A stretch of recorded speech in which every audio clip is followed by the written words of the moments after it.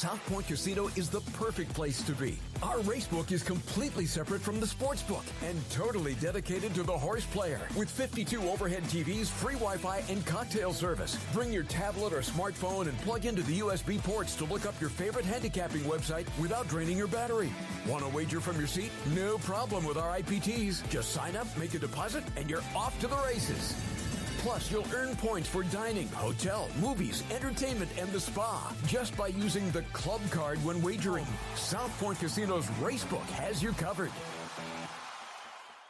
Born from the tragedy of 9/11, the Tunnel to Towers Foundation is committed to helping our nation's heroes and their families in their darkest hours. When a first responder or veteran doesn't return home and leaves behind a young family, Tunnel to Towers supports them. The foundation pays off their mortgages and lifts their financial burdens through their Gold Star Family Home Program and Fallen First Responder Home Program. Through their Smart Home Program, catastrophically injured veterans and first responders regain their independence with a mortgage-free home, specially adapted to meet their unique physical needs. Tunnel to Towers also provides housing assistance and services to our nation's homeless veterans through their Homeless Veteran Program. They are helping more than 2,000 in 2023 because no veteran should be living on the streets of the country they signed up to protect. Join Tunnel to Towers on its mission to do good and never forget 9/11 or the sacrifices made by our nation's heroes. Donate $11 a month at T2T.org. That's T2T.org.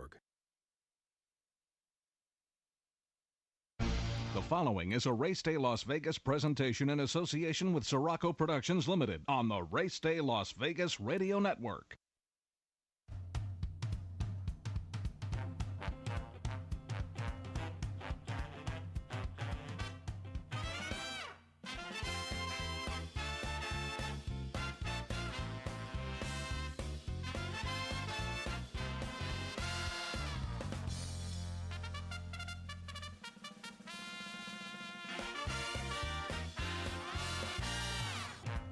Live from the gaming capital of the world, time for Race Day Las Vegas, covering the sport of kings with a Las Vegas perspective. Now to the race desk with your host, Ralph Siraco. From the backstretch to the turf club, at the racebooks and on the internet, to all horse players around the world, a good morning.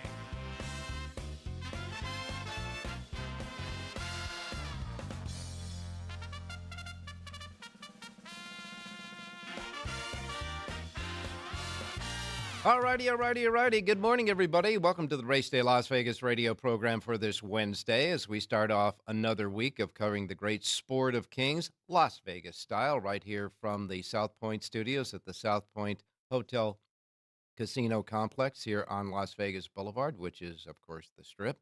We welcome you to the show, and we come to you, of course, live and direct from this gaming capital. And, of course, we cover the world through our many different platforms that we have. But the one that we would like you to join us with is at the South Point Studios network on YouTube. Just go to YouTube, hit South Point Studios, and then you'll get us live and in person. You can see us and hear us and all that good stuff. And if you haven't tried it, try it. And if you have tried it, make sure you subscribe when you do try it. It's free of charge, and it'll give us a way to communicate with you. So subscribe if you haven't already on the South Point Studios YouTube streaming. And of course, we got all of the other platforms we talk about, like the RacedayLasVegas.com websites, RacedayLasVegas.com, .Vegas, .World, .Global. We got them all, and we stream the shows not only live, but you can also archive there if you want to hear us. And of course, your devices, your iPhone and your Androids, just go to get the KSHP app, if you will, and you can hear us on your Android and your iPhones. And if you have the YouTube app on those devices, you can see us through the South Point Studio network that way, through the YouTube app on your devices, your phones, your cell phones. And of course, anywhere you get your podcasting as well, we're there. So simply put, however, wherever, whenever. Welcome to the Race Day Las Vegas radio program. Hey, the weather's finally getting nice here. And my goodness, I can tell you that the winds have finally gone. Cleaned out the yard. I mean, I found lawn furniture that I didn't even know I had back in the corner. You know, it was all over the place. So It's just beautiful and pleasant out right now here in Las Vegas. It's 49 degrees, which means we're starting to warm up, and we're going to get to 70 degrees today here in Las Vegas. This is the type of weather that we will have for the foreseeable 7 days out. Okay? The lows in the mid to high 40s, and the highs, we're going to hit 70, 71, 72. We might even hit 74, 75 by the weekend. So it's going to be beautiful here, that's for sure. And you know what's happening soon? Soon we're going to be doing that clock change. Spring ahead. You got to go around and turn all your clocks 1 hour ahead, which means that you got to get up an hour earlier, at least on Sunday morning, so you don't miss our shows. In any case, we'll get to that a little bit later on. But we're going to update the Kentucky Derby leaderboard points in just a minute or two. But coming up this weekend, looking ahead, the big racing card is going to be at Tampa Bay Downs. Tampa Bay Downs is going to have 6 stakes races on Saturday, 3 Grade 3s and 1 Grade 2. And the Tampa Bay Derby is the race that will hold 50 Kentucky Derby leaderboard points on Saturday. The Tampa Bay Derby on Saturday at Tampa Bay. That's the only race this weekend that will have any Kentucky Derby points, leaderboard points attached to it. As far as the Kentucky Oaks, there's one coming up this weekend at Kentucky Oaks, and that is at Santa Anita, the Santa Isabel. That's 50 points for the Kentucky Oaks, and that'll happen on Saturday as well. And so otherwise, that's about it as far as the leaderboard points for both the Derby and the Oaks. But other stakes races over the weekend, Santa Anita will have 3 stakes races on Saturday, 1 Grade 1, 2 Grade 2, Grade 3s. Oaklawn Park is going to have a Grade 2. Gulfstream Park will kick in with a couple of Grade 1s there. 1 Grade 1 out of 2 stakes races, I should say.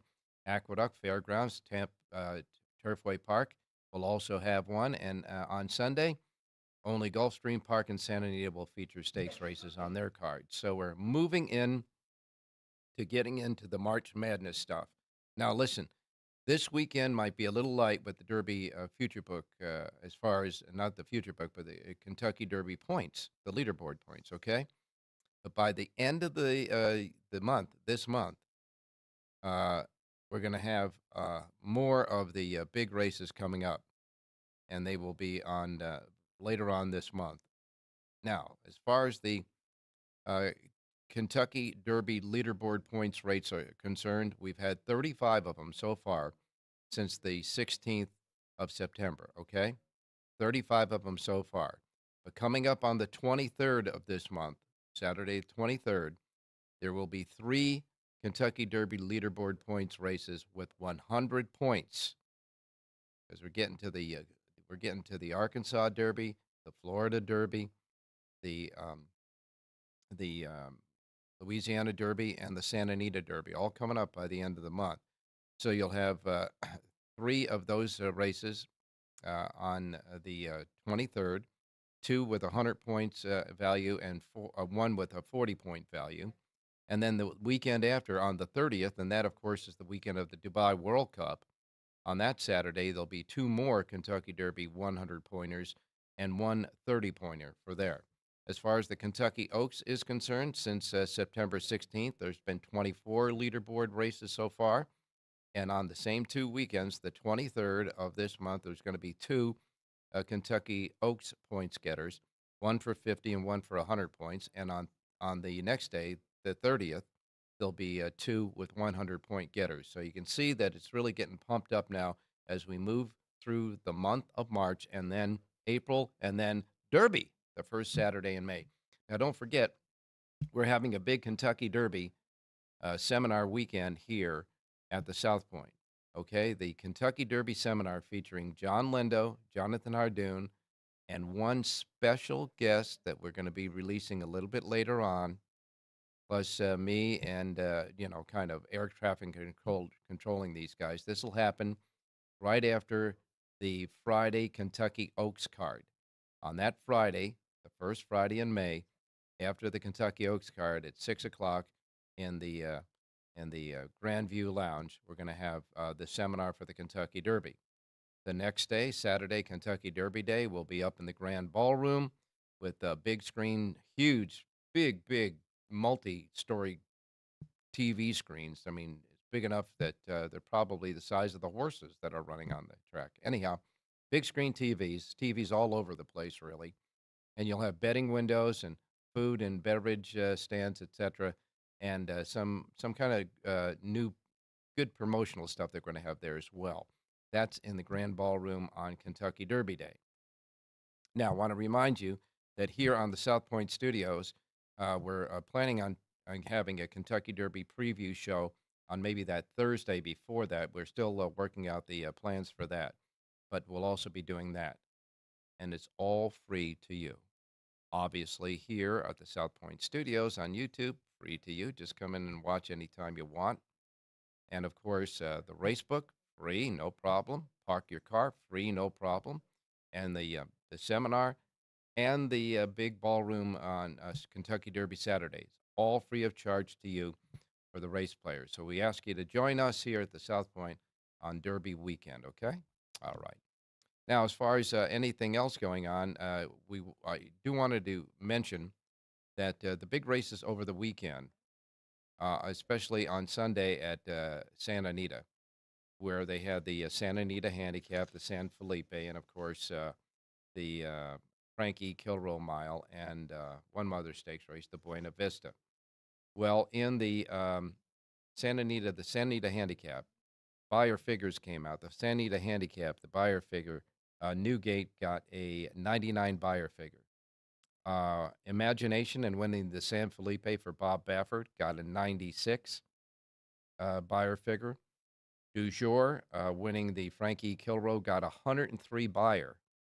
And Ruby Nell, winning the Buena Vista, got a 90 buyer figure. Du Jour, 103. And what happened on Santa Anita on Sunday? Well, it was really simple. It was Bob Baffert's day at the races, that's for sure. The San Felipe winner, Imagination, outran Wind Me Up in a good head-to-head battle almost all the way through the entire race. Imagination prevails with the Frankie Dettori aboard. Baffert finished first and second in that what was left in a four-horse field in the San Felipe. He kept Nisos in the barn, didn't need him. Imagination beats Wind Me Up for Baffert 1-2 in the San Felipe. The Frankie Kilroe Mile at a mile on the turf. The winner there, Du Jour. Flavian Pratt's second win of the day, paid $840. By the way, Imagination paid $380. That was Baffert also. So Bob Baffert and his wife is a co-owner of this horse. Baffert wins the Frankie Kilroe with Du Jour. And then came the Santa Anita Handicap. In the Santa Anita Handicap, Newgate gets up in the final strides to win. Frankie Dettori's second win of the day, his second stakes win of the day, and Bob Baffert's third stakes win of the day. Baffert was the trainer of Newgate. So Baffert wins the San Felipe, the Frankie Kilroe, and the Santa Anita Handicap all on Sunday. Newgate paid $840, outrunning Substanzador, who ran a huge race, a big long shot in the race. Substanzador ran a big race to finish second, and Reincarnate finished third. Finally, the final of the four stakes races at Santa Anita on Big Cap Day, the Buena Vista, was won by Ruby Nell. That was John Lendo's selection on the show for us here. Ruby Nell was bet down as the prohibitive favorite, paid $360 for trainer Dick Mandella. And that's what happened at Santa Anita on Big Cap Day, Sunday. As you know, we had a racing card on Monday at Santa Anita, and kind of a medicinal racing card really there. But in any case, at Santa Anita on Monday, the Phil D'Amato had a couple of winners there, as well as Bob Baffert winning a race. And it was kind of a so-so day of racing, really. But another thing that happened on that day that's been happening, and Jonathan Hardoon has been noting this, so has John Lindo, etc., is the late money that comes in on these horses when they enter the starting gate and run. And an example here was of the fourth race on Monday at Santa Anita. Now, there were two horses vying for favoritism, and they were Prince Prancelot and Refocus. Now, Refocus went into the starting gate at 9-5, and Prince Prancelot went into the starting gate at even money. By the time they hit the wire, Refocus won the race at 3-5, and Prince Prancelot wound up at 9-5. So that gives you just some of the things that players are kind of concerned about with the odds changing so much during the running of the race. By the way, Umberto Rispoli took the day off. He did not run on Monday. All right, on today's show, we got Jonathan Hardoon standing by. Rich Eng should be along with a little bit more on college hoops. John Linda will check in with the SoCal report. And, of course, Jerry J might be along with us for another betting strategy session. And so without any further ado, we're going to take our first break on this Wednesday show as we ramp up for a big week of racing Las Vegas style. And we will be right back. Don't go away. South Point Casino is the perfect place to be. Our racebook is completely separate from the sportsbook and totally dedicated to the horse player. With 52 overhead TVs, free Wi-Fi, and cocktail service. Bring your tablet or smartphone and plug into the USB ports to look up your favorite handicapping website without draining your battery. Want to wager from your seat? No problem with our IPTs. Just sign up, make a deposit, and you're off to the races. Plus, you'll earn points for dining, hotel, movies, entertainment, and the spa just by using the club card when wagering. South Point Casino's Racebook has you covered.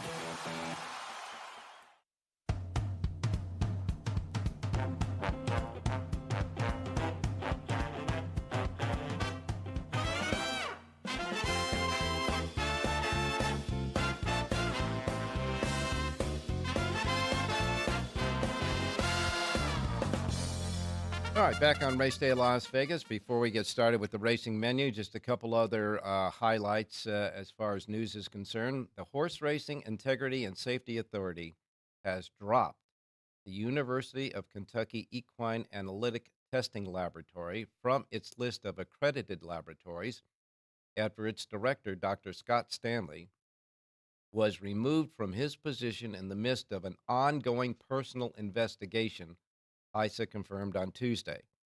This is important because it's a Kentucky laboratory, and we know all the things going on in Kentucky, so we will wait and see about that. Total wagering in the month of February dipped but by handle, okay? But the per race handle rose. Total betting on the U.S. thoroughbred racing in February was down slightly compared to the same month last year. Through the average bet on each race was statistically even with last year, according to figures distributed by Equibase on Tuesday. This tells you one thing, that the players are out there and want to play. So the races individually, their per race rose. The betting on per race rose. But the overall betting dipped because there isn't enough product out there. We don't have enough racing days. We don't have enough racehorses in those races. But this is not telling you that the race players are drying up. The race players want to be out there and they want to play the races. And so we have an inventory problem, not a problem where the popularity of racing and the gambling on racing dwindling. It's not happening. I got to get this. I got to get this from Jonathan standing by. But the plans for the new Belmont Park was released. All right, and the governor of New York had a big deal with the plans and all that, the multi-billion-dollar stuff that's going on out of Belmont Park, and the renderings that they have for the rejuvenated Belmont Park and all the remodeling and redoing that they're doing there. I got to tell you, a lot of race players are kind of upset that it doesn't look like the old Belmont Park, but you got to look to the future. And I think they're doing the right thing there. And by the way, looking to the future here in Las Vegas, we also had renderings of the new Oakland A's, now Las Vegas A's baseball stadium unveiled. And that looks like a future space type of thing. Those renderings are gorgeous. And I can't wait to see how close the actual building comes to what we saw in renderings. But it was really something, that's for sure. Tropicana, by the way, the Tropicana Hotel Casino will officially close on April 1st. No fooling. All right. Now time for the menu of racetracks available today in the Racebook. Simulcast centers and racetracks around the country. Reminding you, as we always do, the first post times we broadcast on the show each and every day reflect that of the Pacific time zone. So if you're here in Las Vegas, these will be the first post times that roll out in the Racebook here at the South Point today. If you're listening anywhere else in the world on the many different platforms that we have that we deliver these shows to you, Remember, first post times are Pacific. Adjust to your time zone if you're not in it so you don't miss anything like I miss Mom and Dad, okay? Here we go. Here's the menu for today. Parks Racing starts it off. First post time at Parks Racing is 9:05. They have a Pick 5 jackpot carryover of $64,651. That's at Parks Racing today. First post time, 9:05. Next comes Tampa Bay Downs. Tampa Bay Downs will kick in with their racing program at 9:30. Tampa Bay Downs has a Pick 6 jackpot carryover of $29,275. And again, first post time is at 9:30. Following that, at 9:55, Mahoning Valley Racecourse gets underway. Their Pick 6 jackpot carryover, $7,693. First post time at Mahoning Valley, 9:55 a.m. Pacific time. Next comes Gulfstream Park. Gulfstream Park's first post time is 10:10. 10:10 at Gulfstream Park. Now remember, they had a mandatory payoff in their big Pick 6 on Sunday. All right? The big mandatory payoff, a multi-million-dollar pot there at Gulfstream on Sunday. It all went out the door. The sixes, the winning sixes at Gulfstream on Sunday with the mandatory payout paid $35,544.70. So they'll start that jackpot anew today. First post time at Gulfstream Park is at 10:10. Following that comes the Fairgrounds. Fairgrounds is running today. Fairgrounds has a first post time of 10:45. They have a regular Pick 5 carryover at the Fairgrounds, not a jackpot. Regular Pick 5 carryover, $19,983, and a first post time at Fairgrounds at 10:45. Following that comes Turf Paradise in Phoenix, Arizona. Turf Paradise Pick 6 jackpot carryover, $8,863. First post time at Turf Paradise is 11:55. 11:55 at Turf Paradise.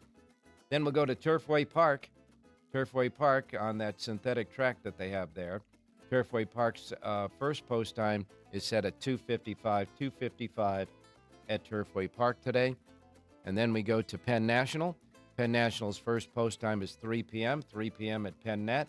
They got a small Pick 5 carryover at Penn National today of $3,136. $3,136. Regular Pick 5 carryover at Penn National today. First post time, 3 p.m. Then we wrap it up at Charlestown Races. Charlestown has a Pick 6 jackpot carryover, $18,268. Their first post time is at 4 p.m., and that is the racing menu for today. All righty, let's go out to Jonathan Hardoon standing by. Jonathan, good morning. Good morning, Ralph. How are you? I am doing fine, my man. The weather is really nice right here right now, but I understand that the East Coast is getting slammed and going to get slammed with a lot of rain, right?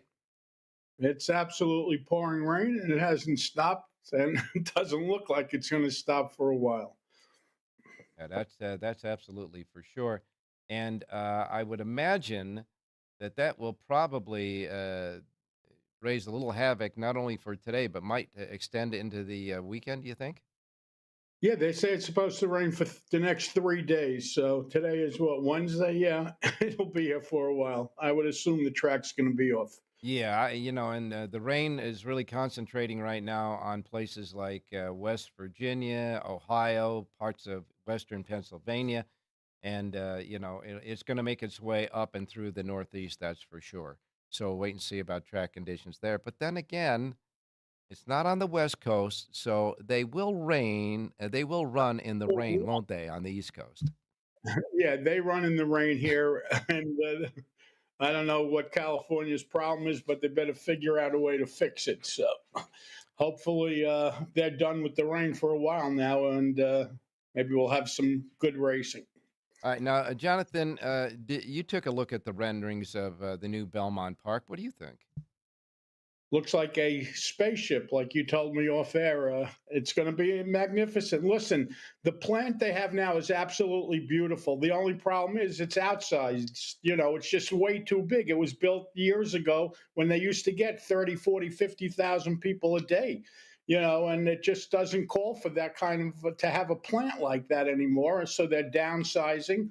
and hopefully it works out well. It was just too big, and it's sad because it's not what it used to be, and never will be again. And hopefully they can get a Breeders' Cup in New York now, and eventually I guess they're going to end up closing Aqueduct and running most of the year at Belmont and Saratoga. It's going to be just like Southern California with Santa Anita and Del Mar. You got Belmont, Saratoga. Now you're saying they're downsizing. They're not going to demolish the grandstand and build a new, are they? I don't know. You can't tell, but it would make sense for them to do that. To be honest with you, I mean, you don't need a grandstand that's going to hold 100,000 people. When are you ever going to get 100,000 people there? It just Wow. even if they have Breeders' Cup, so they'll have 50,000, just doesn't call for it anymore. That's the problem. Listen, Hollywood Park did it. They went to Santa Anita. Gulfstream, they got rid of Calder. They're at Gulfstream all year round now. So this is the new way, I guess. Well, it's more economical, too, if you're running all those races at the same racetrack. And now these tracks are going to a natural dirt course and, of course, the grass course, and then, of course, a synthetic course like Gulfstream. So they have the opportunity, and at least the tracks will be durable enough to handle that, although a Gulfstream sometimes, by the time you get to the summertime, that turf course is really beat up. But in any case, it's the sign of the times. That's the way it is now with technology. People are betting. They got networks that show horse racing. They got phone apps that you can bet on, etc. So people, they come out for the events, but not the day in and day out anymore. But I understand that Belmont's going to be a multi-use facility, which is something that they have to do now, too. You got to have more than just a racetrack. Like, they Well, got they shopping built a malls, restaurants, and the hockey like arena there.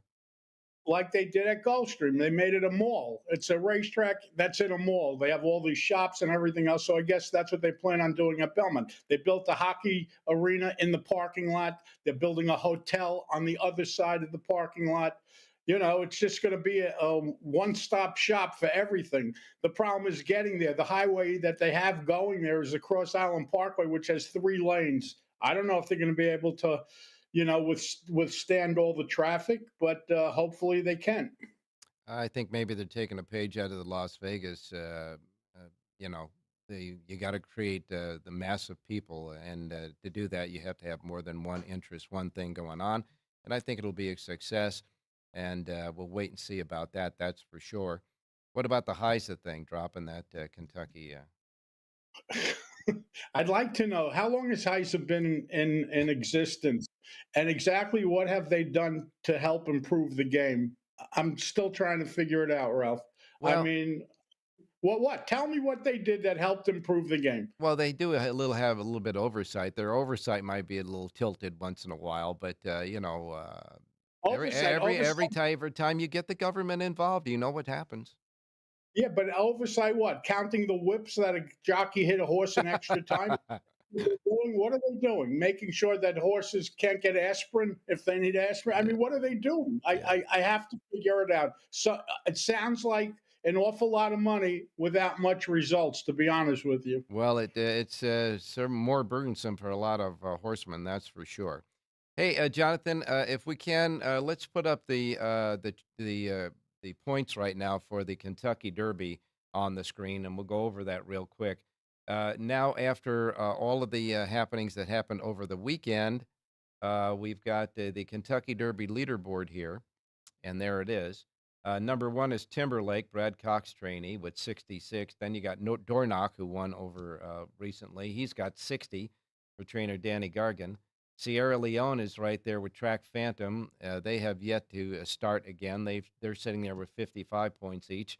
Chad Brown for Sierra Leone, and of course Steve Asmussen, the trainer of Track Phantom. Deterministic, who won over the weekend, 50 points there now with that 50 points he got from that race for Christophe Clement. Number 6, Fierceness. Fierceness was number 1, but he hasn't, he's got to perform here. He's got 36. He's well within the range, however, for Todd Pletcher. Have any idea where Fierceness is going next, Jonathan? I guess the Florida race.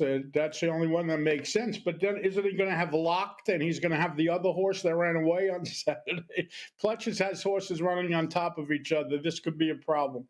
And then, of course, in the seventh spot is El Grande O, who performed well as well for Linda Rice, got 30 there. Common Defense at 27 with Kenny McPeak. Stronghold is sitting at 25 for Phil D'Amato, and Catching Freedom is also 25, Brad Cox. You got Ladon Bro at 25 with Inel Cordero, and also Just a Touch, all sitting there at 25, also Just a Touch with Brad Cox. So looking at the leaderboard, there's going to be a lot of changes, obviously, by the end of March. We were just going over all those races that are going to start being pumped up to 100. But, boy, sure seems strange when you see that Bob Baffert's second and third stringers are going down and running big races at Santa Anita. So we'll wait and see about that.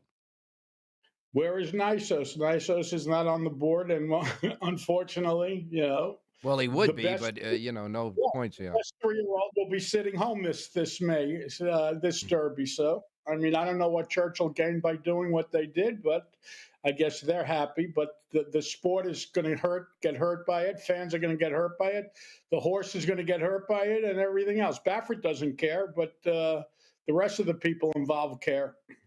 Well, I'm sure Baffert cares, but the thing is, he's doing the best he can with the parameters that he's restricted to now. He's just going to run his horses and run them down the throat like at Santa Anita and other places. They'll take his horses, that's for sure.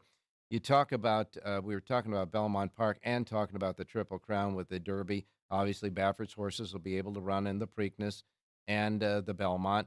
And I understand that the Belmont Stakes now switched, of course, because Belmont Park, the facility, is going through that big change we're talking about. But the Belmont Stakes at Saratoga, I understand, is already sold out. They've already sold it out. They don't even know who's going to run in the race. It's crazy. You can't even make a restaurant reservation for that week. The town is hopping. The hotels they're going to outprice themselves. The prices are ridiculous.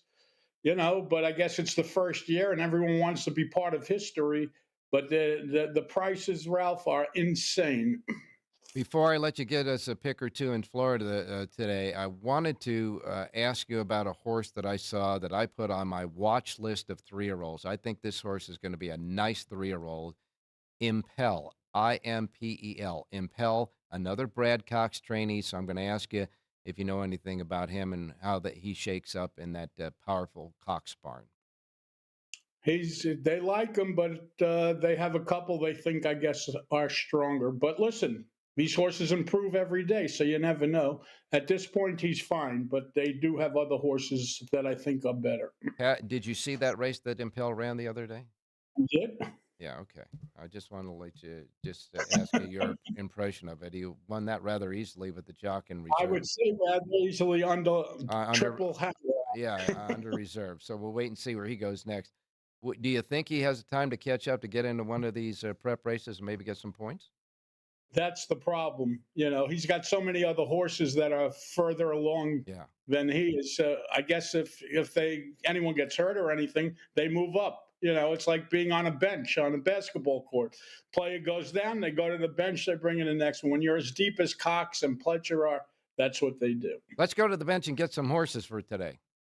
Okay, by the way, both Gulfstream and Tampa, sloppy off the turf. At Gulfstream, it doesn't matter. They go to Tapeta, but at Tampa Bay, I guess those fields will scratch down. Anyway, let's look at Gulfstream first and look at the 6th race today. This is a 1.70 on Tapeta, and I like the number 7 horse in here, Sandpiper Memories.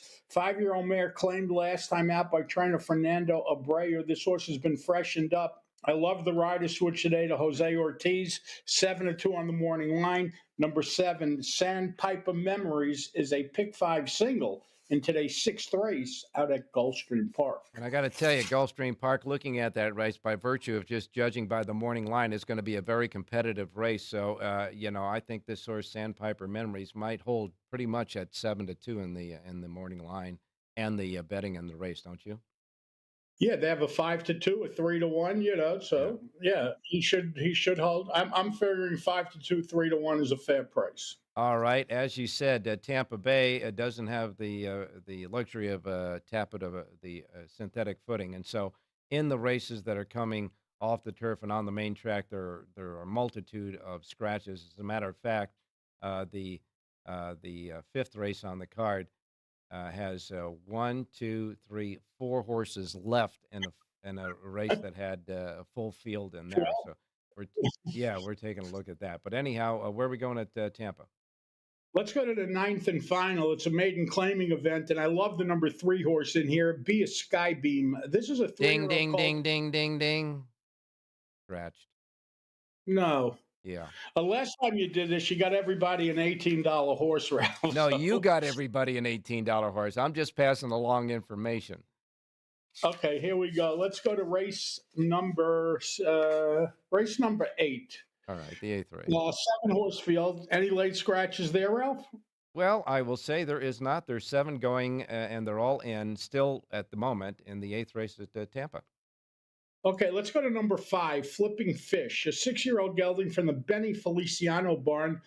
Ricardo Feliciano aboard to ride. This horse is listed at 10-1 on the morning line. He's an improving horse, getting better with each start. Number 5, Flipping Fish, upsets and wins today's 8th race out at Tampa Bay Downs. Well, maybe if that horse wins, the 5-horse Flipping Flash at 10-1 on the morning line in that race at Tampa Bay, we can get Jose Feliciano to sing for us. There you go. With we'll have Ricardo, the whole Feliciano, clan. That's for sure. So in any case, number 5, Flipping Fish, which is a audible for Jonathan Argoon there at Tampa Bay, 8th race, the 5-horse. Hey, Jonathan, thanks so much, and we'll talk to you tomorrow. Good. Thanks, Ralph. Talk to you tomorrow. Stay safe and be well. Tell them before you leave where they can get the full sheets for Tampa and Gulfstream. Then go to the website at jonhardoon.com. Thank you, sir. You got it, my man. All right, coming up next, we're going to tap on Richie Ang to see if he's fine-tuning for all that March Madness that's about to happen. So don't go away. We'll be right back with more of your Wednesday Race Day show. Born from the tragedy of 9/11, the Tunnel to Towers Foundation is committed to helping our nation's heroes and their families in their darkest hours. When a first responder or veteran doesn't return home and leaves behind a young family, Tunnel to Towers supports them. The foundation pays off their mortgages and lifts their financial burdens through their Gold Star Family Home Program and Fallen First Responder Home Program. Through their Smart Home Program, catastrophically injured veterans and first responders regain their independence with a mortgage-free home, specially adapted to meet their unique physical needs. Tunnel to Towers also provides housing assistance and services to our nation's homeless veterans. Through their Homeless Veteran Program, they are helping more than 2,000 in 2023 because no veteran should be living on the streets of the country they signed up to protect. Join Tunnel to Towers on its mission to do good and never forget 9/11 or the sacrifices made by our nation's heroes. Donate $11 a month at T2T.org. That's T2T.org. South Point Casino is the perfect place to be. Our racebook is completely separate from the sportsbook and totally dedicated to the horse player. With 52 overhead TVs, free Wi-Fi, and cocktail service. Bring your tablet or smartphone and plug into the USB ports to look up your favorite handicapping website without draining your battery. Want to wager from your seat? No problem with our IPTs. Just sign up, make a deposit, and you're off to the races. Plus, you'll earn points for dining, hotel, movies, entertainment, and the spa just by using the club card when wagering. South Point Casino's Racebook has you covered.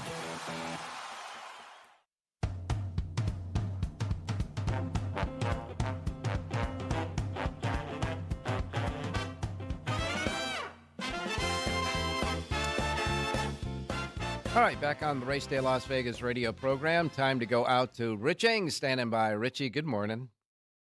Hey, good morning, Ralphie. Well, all I can say is that we're getting close to the conference championships and the conference playoff, and then, of course, the selection show, and then March Madness is on. I would imagine you're doing a little studying right now. Yeah, I've been watching the games. And not watching all the games. We're watching the tournament action. These tournaments have already started, Ralph. The Atlantic Sun, Horizon, Patriot, and Sun Belt. Yeah. And today, the Big South, Northeast, and Ohio Valley start. And the first of the 5 tournaments in Vegas starts tomorrow, the West Coast Conference. So Yeah, it's there's a lot on the plate. we have quite a few tournaments here in Las Vegas, don't we? Yeah, we've got 5 of them, and the West Coast is the first over at the Orleans, and then we got the Pac-12 and the Mountain West, and the tournament with Gonzaga, the West Coast Conference. So Yeah. there's a whole bunch, Ralph, that come in. Yeah, Gonzaga. I guess that conference it always comes down to 2 teams, St. Mary's and Gonzaga. They played twice a year, and I understand that this year they split. They won. Each team won at home. So, but that's always exciting to see those tournaments here in Las Vegas. I do believe that Las Vegas could be the only city in America that hosts 5 different conference tournaments. Yeah, there's no question about it. The reason it came about, Ralph, is the fact that a lot of these tournaments, either they're held at neutral sites, like, for example, the Big East at Madison Square Garden, or the smaller tournaments, they play at home. At the higher seeded team gets to play the home game. And, the attendance at some of these places, quite frankly, was kind of lousy. And these tournaments that moved to Vegas found that if you hold your conference tournament in Vegas, you're going to get a lot of travelers to come in and spend the week in Vegas. Yeah, they'll be doing more than just watching a tournament, that's for sure. But that is the way it is now in Las Vegas. We've become the entertainment, gaming, and the sports capital of the world, just on the same philosophy with the Raiders and now the A's coming here. Did you see the renderings of that new stadium for the A's? Wow. Yeah, I've seen a few. I'm still waiting for the first shovel to hit the ground, Ralph, before I start believing it's actually going to happen. But I know the first move, you talked about the Tropicana closing, that is the site that the A's would like to build it on. And there's not a lot of land there, Ralph. I guess they're going to just shoehorn it in. It'll get there. Don't worry about that. And talking about renderings and remodeling and all that, you worked for the New York Racing Association when you were cutting your teeth way time ago. And did you see the renderings of the new redevelopment at the Belmont Park facility? I saw a couple on the internet, and yes, I did work at NYRA for 7 years. So I worked at Belmont and Aqueduct at Saratoga, fantastic racetracks. And I heard you and Jonathan talking about Belmont Park. That was built back in the 1960s, Yeah. and back at then, as Jonathan said, you'd get 30,000 on a Wednesday at Belmont Park. The Belmont Stakes would get over 100,000 people, but those days are kind of gone. One point I do want to make. I just hope that the Belmont Park that they put in there, the new one, can accommodate the Breeders' Cup, because they haven't had a Breeders' Cup in New York in a couple of decades easy. I think they will, no doubt about it. As a matter of fact, the governor, Governor Hochul, said that the redevelopment of Belmont Park, is a critical investment in one of New York's most historic sporting events. So she's behind it as well, and we'll wait and see what happens there. All right, do you have anything for us today, or we'll let you go and keep studying on the hoops? No, I'll give one college basketball game and one horse racing pick. Okay. Let's go with the horse racing pick first. I'm going to give out a horse at Turfway Park tonight, but in the third race, I like the number 8, Sherbert Fountain, 3-1 in the morning line. This horse for trainer Edward Vaughn is dropping in class from maiden special down to maiden claiming. So it's a good spot for this horse to graduate. So let's go with the 8, Sherbert Fountain in the third. Okay, third race, number 8, and the hoops pick?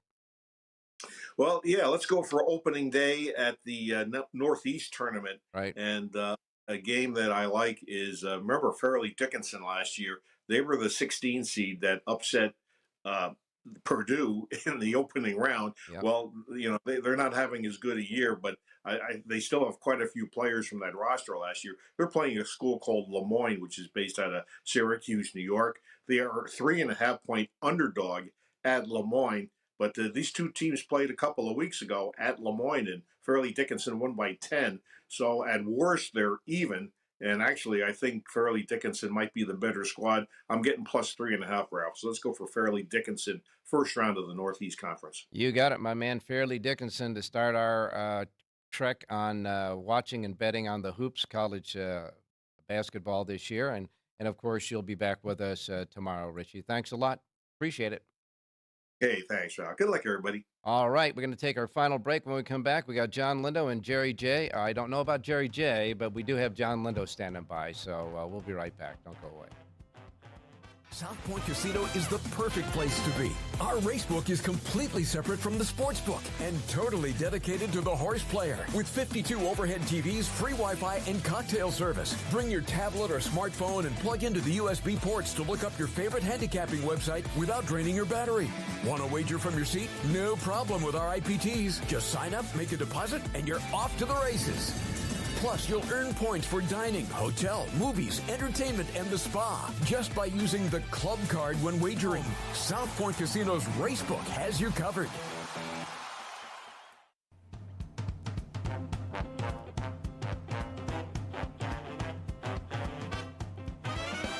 The Race Day Las Vegas Show, the only exclusive daily local media racing information source in Las Vegas. All righty, back on the Race Day Show to kick off the week, covering horse racing Las Vegas style on this Wednesday morning. We now go Southern California, where John Lindo is standing by. John, good morning. Good morning, Ralph. How you doing? I'm doing fine, my man. It's a beautiful day in our neighborhood, and I saw the weather map. It looks like there's some action that might come down the coast there in California that has some precipitation in it. Yeah, it's clear as a bell right now, but we're expecting some rain tonight, and it's supposed to clear out as the morning goes on tomorrow. So we'll see what that does to everything for Santa Anita on Friday. It's far enough out where it shouldn't affect everything, but, we'll have to play it by ear as usual.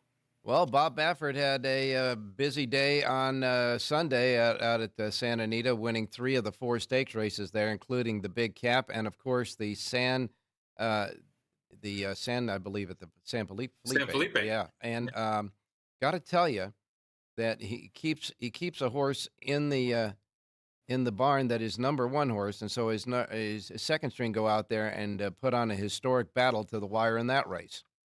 Yeah, not bad, huh? You go to your second and third string, and here they come down the lane, Imagination and Wind Me Up, and just like in the morning workouts, they go head to the wire, and Imagination, who overcame some trouble on the first turn, a lot of trouble in a 4-horse field. Yeah, but he got the job done by a nose, and it just tells you with Niso sitting in the barn, and we know he's better than those. So he's a pretty nice 3-year-old, and let's hope that we can see him soon. Haven't seen a work on him since he was scratched on the day before the San Felipe. So we're kind of monitoring to see when he gets back on the track.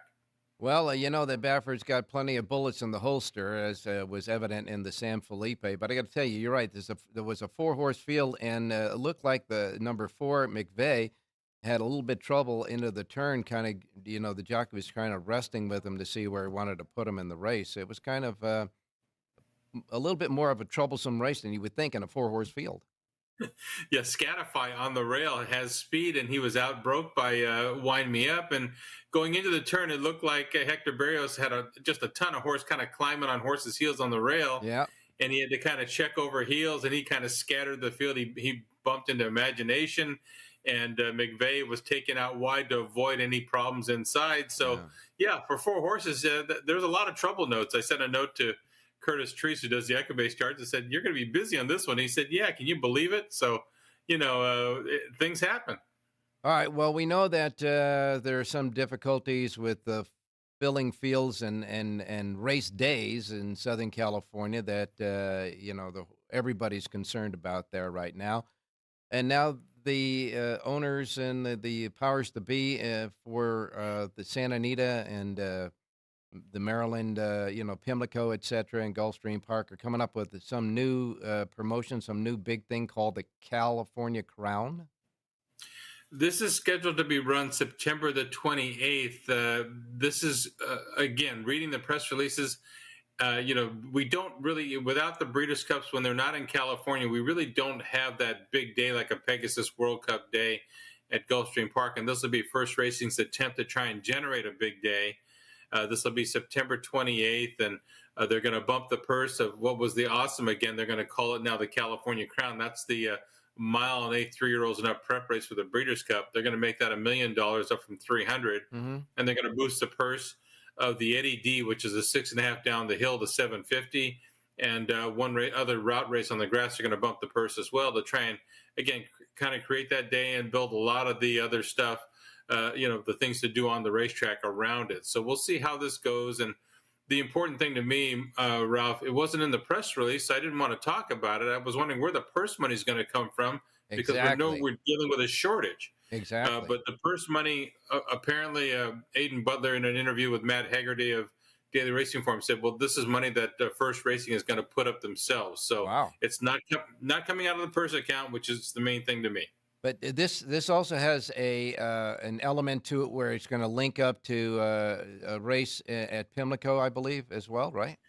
Yeah, they're setting up some bonuses. So if the Preakness winner at Pimlico can win the Preakness, come back down and beat older horses in the California Crown, and then go on to win the Pegasus World Cup at Gulfstream Park the following February, there's going to be a multi-million-dollar bonus. It's not easy.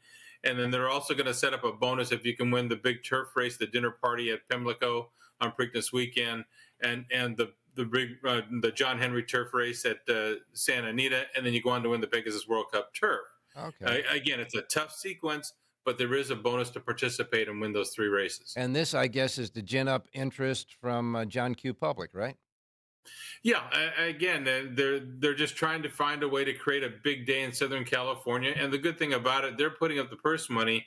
If you do get big fields and have a big day, it's going to generate handle, and that'll help replenish the purses and all the other races that go on there on a regular basis. So the idea is good. We'll have to see how this all comes out. All right, you got it. Thanks a lot, John. We will give you the day off tomorrow, and then you can come back with us on Friday. You got it, Ralph. Good luck today. You got it, my man. Now we're going to go to Jerry Jackowitz standing by. Jerry, good morning. Good morning, Ralph. Well, what you got up for us today? Well, I thought we'd just go back and discuss how do you come up with a key horse. I mean, before we get to betting, because betting should really come directly from handicapping. Okay. So I thought, while we have a couple of minutes, we'll just throw a couple of quick ideas at you. All right. So, for example, with the Power Page Plus, or with John Lindo's product, or Richie Eng's product, or any contenders list that comes from like 3 or 4 horses, how do you decide which one is the right one to go ahead and put your money on? And usually the top-rated horse, like for example on the Power Page Plus, he gets the highest power rating, and so the natural urge would be to go bet that horse. But all that's really saying to you is, while that horse, in my case anyway, is accumulating the most likely, the most powerful aspects of handicapping that might make you think he'll be in the winner's circle, it's also telling you what's most obvious and everybody's seeing. So it's sort of, on one hand, it's good in terms of trying to get performance out of a horse. And on the other hand, it's bad because it's going to suck value out of the bet. And what I would suggest to people is to look at those 4 horses in my contenders list or in anybody else's, and do a little handicapping on your own and try and decide if there's something good about the horse that's hard to see. Like maybe the horse had speed against the bias. Maybe you'll remember that last time out, this horse showed speed, but the rail was bad and he was on the rail. Or, maybe he got parked wide while showing a lot of speed in the middle, in the second part of the race, which is around the turn. Or there's something there you thought that the horse had some trouble maybe, but something about him, or maybe there's a change in ownership and management. Maybe he's going from a not so hot trainer to maybe a little bit of a better trainer. Something in there that tells you the horse has a better chance than maybe what John or myself or Richie or somebody's seeing. And that's the horse, if the value is right, that you probably should make your win place bet on. And then you can take our top-rated horse and make a good exacta with it. And right away, you have a better bet than what you had before. All right. So typically just betting the top-rated horse, typically. Okay. So in other words, you would take the 4 that you believe are the contenders, and then out of that 4, try to fashion a bet at least the win and place bet on a horse that has odds that you believe are a little bit richer than what they're supposed to have in your handicapping. Yes, but there would be something in your handicapping, something in your work that would support that. Okay. That's hidden, buried information. All right. Well, that's good information, and it's a good philosophy to have. And we always thank you for your input on betting strategies on the show, which we kind of do on Wednesdays. But we're out of time on this show, so until tomorrow, we know that Jerry always says one thing, and he's going to say it right now. Have a great race day, everybody.